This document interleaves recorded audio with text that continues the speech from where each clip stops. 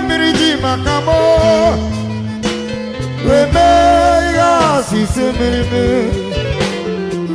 woke muaji makamo weme ya sisememe. Oga derege ma afam buko chukwu me Christy but the spiritual director of God National Direction St. Paul's Parish Ogbodo Monya Anambra State. Ebe anyị nọkịta bụ oge awa nnapụta, oge nwere onwe, oge Chineke na-eme ka onye na-abụrụ mmadụ bụrụ mmadụ, oge Chineke na-akpụ ụzọ n'ebe ụzọ na-adịrọ, oge Chineke ji eficha mmadụ anya mmiri, oge nnapụta bụ oge Chineke gosi na Chineke bụ Chineke. Achọrọ m ịgwa gị na Chineke wepụtago ebe a maka nwere onwe, mana tutu anyị gaa n'iru ka anyị kpere Chineke. Baba, anyị na-asọpụrụ gị, anyị na-ekele gị na ịbụ Chineke, nwere onye ikere ị na-amarụ. And onye ọbụla ikere n'ụwa edero an appointment ma petition application ka iwe kee ya. Ya kpatara na onye ikere n'ebe akwa mmadụ ijike ya, mana ọ bata n'ebe a igosi na Chineke nwere bụ ndị oji ojike ya, na ọ batara n'ụwa for me existential reality onwe Chineke chọrọ ọ bụrụ. Daa onye pụrụ ife niile n'afọ Jesus Christ bụ onye nwanyị. Amen. Can I get the book of Genesis chapter 22? Genesis 22. Now, verse 3, I give you Genesis 22, verse 3, and the Bible says, so Abraham rose early in the morning and saddled his donkey and took 2 of his young men with him and Isaac his son and slipped the wood for the burnt offering and rose and went to the place of which God had told him. Then on the 3rd day, Abraham lifted his eyes and saw the place afar off. And Abraham said to his young men, stay here with the donkey, the lad, and I will go yonder and watch him. And I will come back to you. Now, actually, you can say, onye kage na yaso, debutere gi ndachi aso. Onye kage na yaso. Sometimes onye kage na yaso, gabro your enemy without you, give me man. Sometimes o nwere ike si n'aka nne gị. Sometimes o nwere ike si n'aka nna gị. Sometimes o nwere ike bụrụ onye mere ife ọma. Mana obi eye kwero gị rapịa. Mana achọrọ m oge elugo. Oge elugo mgbe obi ga-ekwe gị rapịa na. Onye chọrọ ime mmadụ ife a ga-egosie na o nwere ihe obu n'obi. Ọ ga-ebu ụzọ tọsa gị ụtọ. Bible sị na Abraham ka Chineke gbara na book of Genesis chapter 12 sị Abraham ozi ọsị rapụ nne gị, rapụ nna gị maka ihe mere nna gị achọrọ ka o mee gị. Maka gịnị? Mpe Abraham bụ mụtara Abraham ọ bụrụ ofu nwa nwoke. The grandfather of Abraham bụ ofu nwa nwoke ka ọ bụ. Bible sị Abraham amụọ na bụrụ ofu nwa nwoke. Why? Ihe mere mpịa merie anyị kpata mpịa ji wee nwụọ nwaanyị rinne. Mana Chineke sị na God fụrụ Abraham n'anya wee kpọọ onye Abraham. Achọrọ m ka ị dị iche. Ada onye na-enye m akịta mana Chineke kpọrọ ka ị dị iche na be nna gị. God si Abraham, leave your father's house, leave your kindred, leave your community, leave the town. O nwere obodo m ga-egosi gị. Ọga mana nwere ebe ị na-eje. And ebe anyị na-eje nwe ndị gị na ga-esoje na ya nwe ndị kpọkịta ịkpọrọ ha ịmadụ ya ligo. You have to drop them. Ma ọ bụ na ị chọrọ ịgbago. Bible si Abraham oge o move. Bible see onanya the first day, Ganjem. God the second day, Ganjem. Immediate law for that place. Onanya fu gua. Or Monday and Yaso. Even though na habudorienko, even though na hanye riaka, osia unu na abo ganeba. Oga onye kage na Yaso na-ekwesịrị ka o soro gị. Mgbe ị ga-eji mama mmadụ fụ gị n'anya bụ mgbe ị nwetara contract. Mgbe ị ga-eji mama onye gị na ya so bụ your girlfriend, your roommate, ma ọ fụ gị n'anya ma di bịara gị. Ịgụ ya na di na-abịara gị maka oge ejikwa na onye a na-achị ndụ gị bụ onye ori ka ọ bụ. Na onye a abụrụ ezigbo mmadụ. Ị na-azụ many people lose go ndị kwesịrị nfa because of onye ha na-asụ. Ịkọrọ na mmadụ chọrọ ịnụ gị o je mebie ya ụfọdụ si n'azụ jee meet onye anwa bịa bụ a prostitute na akwụna ka ebu na nwa dụrụ si n'afọ mana o jero n'afọ gị wee na-ekwu na nwa adụrụ gị n'afọ. But until drop ya ị ga-afụ ebe ahụ iche ihe. Ke problem Joseph nwere with ụmụnne ya. Now the book of Genesis chapter 5 from verses 1 to 5. Bible says like Joseph nwere dream called ụmụnne ya. Gwa na anọrọ m nlọ. Ochie na ndị ọ na-akọrọ bụ ụmụnne ya. Ochie na ndị ọ na-akọrọ bụ ndị fụ ya n'anya. Ọkpụ ụmụnne ya kpọm presa anọrọ m nlọ. Fu lo and behold, enwe 12 stars and the moon and sun. But also the 11 stars now bow down to one of the stars. Bible says, nya ịchọrọ ka iburu eze. Immediately Bible says, obi nuo finu, and they gathered against Joseph. They started planning against Joseph. Onye na plan against you. Sometimes you get onye na plan ihe na-eme gị. No onye gị ya nọ. No onye na-eme ihe ọ na-eme gị bụ onye na-akọrọ your whereabouts. You are going and you're coming. Ịkọcharịa ọ na-amụle mana emesi oje na-azụ na-alụ gị. That is why you get to drop here. Oge anyị nọ bụ oge nnapụta. Ike sọ bụ niile gị onye na-anọrọ ụkọchukwu Lumen Christi ebo. The spiritual director, God the national director, St. Paul's Parish Odumodu Munye, Anambra State. Ọ bụrụ na ị na-abịa si Enugu Ọnịcha, ị ga-aga Enugu Ọnịcha Express Road. Ị pụta kwụsị na Odumodu Junction. Ọ bụrụ na isi Ọnịcha, baa moto na-aga Express Ọnịcha, Ọka Express. Immediately enwetara after Nkwele Junction.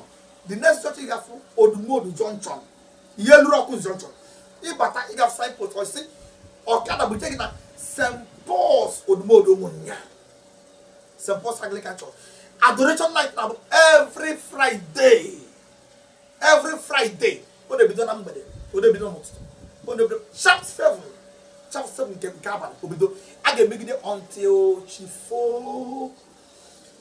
On Sunday was Super Sunday. If anything that is super, the choir anya. Makana super na about something like extraordinary. If on Sunday, Super Sunday, on the 18 quarter. Make it yo bam about canceling. Canceling at the immediate ambassador. People they see me channel and there. Upon talking no in a radio. Tier 103.5 FM. About a day, Obodo Ogidi on Thursday morning, 10 o'clock. In Kototo. Mona Chaka Zuru Namo, live and direct. Prince Sonia Kaureki. Oboni choy no mo number de tinye 98.3 FM Ogen FM Oka live and direct itiere ne igana no na eba na ade Chineke mego kan de madu sie ba mara na Chineke nwere power ibata na God national director in afia life and direct ebe Chineke mere alusi ana ekwu okwu alusi na ihe dị iche iche alusi ana arapụ ndoji na yo biko onye goro gogo bụ onye nya agwo ya testimonies na kanko na achobi gwa gị na onye ka gị na ya so and onye gị na-esi gbara n'ọgị ya na onye a na-eme gị ihe no nwanne gị no nwanna gị can for example now enwe one woman this woman nwunye die ebe ụzọ nụta this nwunye die na because na die nụta ya o wee sị na ọmụ nwa nwụta ofu nwa ọzọ nwụta nwaanyị to die wee sị ka ya nụta nwaanyị ọzọ ime otu ndị Igbo si eme maka ndị Igbo na-aza obi echi na ọ chọrọ ka mgbu echie ọ lụtasịa nwaanyị ọzọ ịma ihe mere nwunye di nke mbụ a nwaanyị nke isi wee jee ọgwụ ọgwụ si na nwaanyị nke a lụtara na ọ ya mụrụ nwa Chineke mebere nwa ofu nwoke ọ dị ime ọkwa nwegide miscarriages nwee 33 miscarriages nwaanyị ibi eme ya nwunye di eme ya yet ọ na-akpọ nwunye di ya mama ọ na-akpịa mama ọ na-azị ya mana obi nuri that is jọrọ njebe ọnụ obi buru okwute ma ihe mere nwaanyị agbogodo wee die kwa die nwaanyị agbogodo the only son the man mụtara nwaanyị nke Igbo amụtara no render ya useless another wife from Ebonyi state o render one useless o dị ime olore 3 months ọpụa o dị ime olore 3 months ọpụa o dị ime olore 3 months ọpụa obodo na-ekwu dị nso na dunu coffee ebe a ha mara ihe na-eme ha no one girl but this nwaanyị amụtara wee sị na ị ga-eje na God natural direction Odumodu Munye ka ị mara ihe na-eme gị the girl sị olu na mgbede nyakpọ onye direct ya the girl ekwere pick up onwe ihe na-eme Chineke join up with again. If you get a full frustration, disappointment. Bogidi echa, ofria. Uwe kwado, jidaka beba. Land ya na God in natural direction. Mbe power of God be doro. The power of God. Obodo kube ihe dị iche iche na-eti na agba for the woman that's not the ihe them na the family. Onye ọ na-akpọ mama mere na ọnụrụ di. Onye mmadie na-akpọ mama si na ọ gaghị amụta nwa. Onye mmadie na-akpọ mama na-eme ọ na-enwe miscarriage ọ dị ime every 3 months ọpụọ. Achọ m ịjụ gị ugboro ole ka iligoro litwe? How many times? Ugboro ole ka ọ na-abịa ife chọọ imere gị ọ dapịa? And the JJS, mother name, Oburi Fanine, Ghana, Janafa, Ogu, Adatu Ogu, Alusi, Adatu Alusi, Okot, Adatu Okot, or you catch the Bible say, at the mentioning of this name, every name must bow. Philippians chapter 2, verse 4. Bible, look at it. Now, Jacob, Abraham, move for that place. No, let me drop. Makiko Sofia, oh Chineke no area. Yafu, but not Chineke no area. Look at this woman, Omari Enemy. Oje, Okana Tosma the woman. One yamere, Umuru Niga Bato Donangulu, Umwoke block Ayanani, Ibaja, Ayanani, Sosia, Agata, Machiri, 1 year for that matter. Look at it. Imagine this woman. When the message deliverance, no mere. Cha I will command the Arabia. We'll see the girl. More diggy than the diggy. Kahabia affair and meha. Oh, yet, Merigi and Meggy. And one man, this man they job with book on a rook cobble. Open up ball. Naga countries. Umuru do each other day. Oh, just see an attack. Open up. How much Fabina first story we do? Building. Now a brief, now one. Man, what is so good because nobody's woman or go if you teach again, everybody on the yard. Everybody, you must have your own. Macadam, Otoroba, West Mobi. Or Marana Wani, been at 2, Nisin Kie, Nenum Kie, Nagorio. No nye effect will a gen and Kedibia. More can they joke doing but plots, properties, all of it was selling working. Or to Sangavia is easier. Or Tongavia is easier. Ngwavia, this man, all of them. The one was in Kenemegin, you can have attack. From this is in Ngwavia, now walk in the chops. From in the chops, now walk in the motor. From in the motor, now walk in Yayo. Us Nebina did the 62 places, Kiana, each other kitchen. Each Kanamoto Moya, or Snap Bad by Zieba, what go it. Or mother enemy. Webulu mwani onye mwani onenye ihe na-enye nri na-ebiri ego jere na abacha like one native doctor mapa the man mana ayi Italy ayi command the native doctor land there ayi piano Italy or drop why Bible say no onye gwo nunu obanye nunu na the book of Psalm 141 verse 9 and 10 Bible say no onye kwere go onya afa amade onye gworo go nunu onunu afọ obanye n'ime Psalm 35 verse 4 Bible says no only talk about no the fella get me. All Bible says na ga abako. And the book of Isaiah chapter 8 verse 7 say na ga abako. Take us together, plant together. Bible says it shall come to nothing. No get work. Imagine the native doctor even 21 days, 18 days on drop and one. Bible says that Abraham commanded that say no run eba. Oga can check and go again. Obu no mo dey be na ga for your vision. Imano obro onye obra ka akoro maka ya. If your vision, for your dream. Imano obro onye obra ka akoro maka ya. Maka na ụfọdụ ndị na akoro maka ihe na-eme gị bụ ndị na-akwatu gị. Fawa bụ ndị na-destroy gị. Abraham mara na onye nwere vision ga-atafu because every great man suffers great persecutions. Suffers great tribulations. In a Bible maka ihe na-agabiga. Imani with great vision. Stop crying. Drop out for the Nogaraku. Kimara, no maybe naga. Stop crying. Stop complaining. Get Kawagi.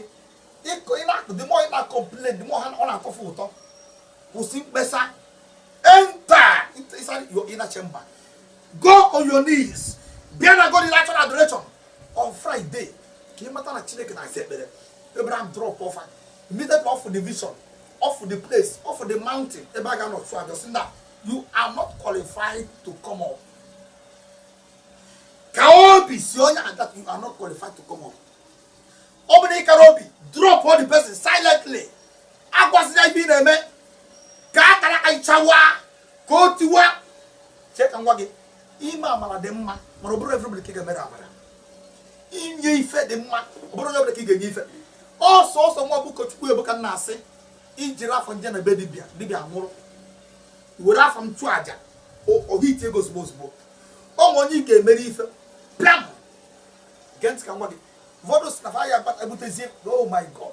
Neighbor ijere ekpere the book. This man every Christmas had the man now. Every Christmas okpute evi ito gwelo munna. Olulu no ka nyobodo ba.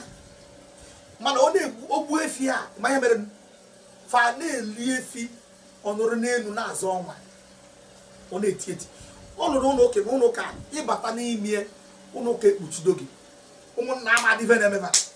Ekpere ka island power the man bido na-ekwu ihe o mere nwunye na nwaanyị bụ aka ọnụ nke ọzọ ya ọ na-ekwusisi the man na-eti na-ekwu ndị ya gburu kwe nke ọ bụ na ase kwe nke ọ bụ n'ụzọ kwe ndị ya project bụ kwe ndị o mere na ha da-anatazi n'obodo onye ga-ego okenye ga-ego ị na-aṅụrị si na nwoke na-eme ebele ị ga-anara ego mana ị gaghị agbanwe power dị ha dị bụa onye nke ọzọ bụ foundation ụlọ ụka lunity onye nke ọzọ akpụkpọ ya lutopia and as after all no na-eje ụka ekwensu na-eje ụka ajọ mmụọ na-eje ụka that was Abraham drop mmadụ na-aba ligoro. If you don't drop them they will drop you. If you don't stop them they will stop you. Ọ ga-achọ ịgwa gị oge lugo mgbe ị ga-silence get ka nwa gị ọ bụrụ na Abraham had dropped a lot na the book of Genesis chapter 13 verse 8 emegide nsogbu dị anya ukwu abata ị mana onye a gị na-esoro nwere gị anya ukwu ọ ntịrị ngwa gị ga ịchọ ka ngwa gị na ọ na-enwere gị anya ukwu tụrụ characters ọ na-exhibit ife ndị ọ na-eme kwesịrị mata na Genesis chapter 13 verse 8 Bible say Abraham Chineke gwara na chapter 12 say go alone, don't go with anybody, leave your family, leave your country, leave your father's house. No one benga boge. Abraham borrow lot. Onuri Chineke borrow lot. O na emu obi ebele.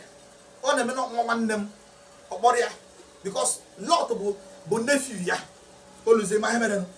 Lot gather bana na eme plans against Abraham. Lot na egwu onu nke Abraham bayani ya. Lot bido na azo ife na bro nke ya. Lot bido tinye problems here and there. Ma hemere no.